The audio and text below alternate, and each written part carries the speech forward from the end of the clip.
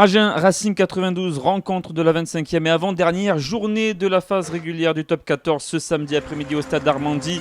Une journée qui marque le retour du public dans les stades, des images qui font plaisir à voir. On le disait, la Lanterne Rouge à Genèse, déjà condamnée à la relégation en Pro D2, qui accueille une équipe du Racing 92 qui, quant à elle, est toujours en lice pour la qualification en phase finale. 10e minute de jeu, mêlée introduction Maxime Macheneau, le bras tendu de Monsieur Marchand, et un essai qui va intervenir en première main en faveur du Racing 92. Vakatawa qui décale Donovan Taofifenua, le coup de pied à suivre de l'ailier du Racing qui est à la conclusion face à Tolo, dépassé sur la vitesse de Donovan Taofifenua.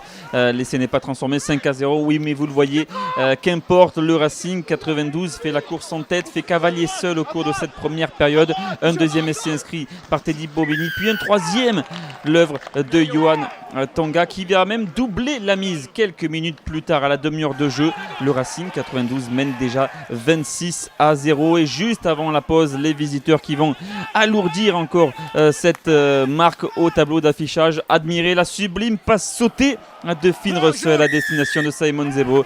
L'essai est transformé à la pause. Le Racing 92 mène sur ce score de 33-0. Le bonus offensif est confortablement ancré dans l'escarcelle des Franciliens. 33-0, début de la seconde période. Et Agen est en difficulté encore une fois. Les Lot-et-Garonnais tentent de mettre du jeu en place, mais se font contrer.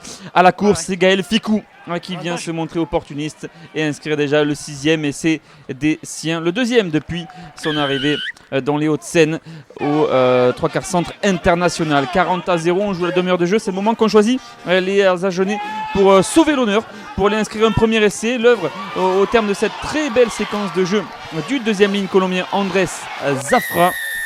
40-7 donc pour le Racing 92 qui va craquer même une deuxième fois quelques minutes plus tard. Petit temps faible de la part des joueurs du Racing 92 sur une mêlée à hauteur de la ligne médiane. Les Agenais qui vont décaler le ballon. Coup de pied à suivre de Jean-Marcelin Butin, prolongé par Loris Tolo dans l'embut. Ils sont deux, le rebond est favorable et c'est finalement Jean-Marcelin Butin qui est à la conclusion.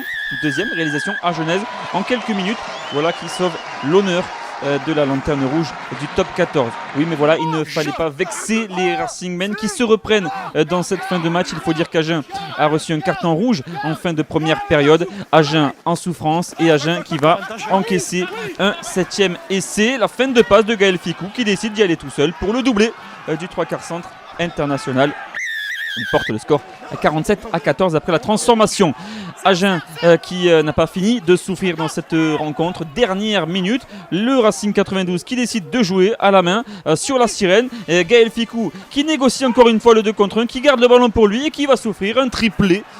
Donc ça faisait longtemps que ça n'y était pas arrivé au 3/4 centre du Racing 92 qui est donc définitivement adopté sous ses nouvelles couleurs. Le score final 54-14, nouvelle désillusion pour Agen et une victoire importante en revanche pour le Racing 92 dans la course aux demi-finales.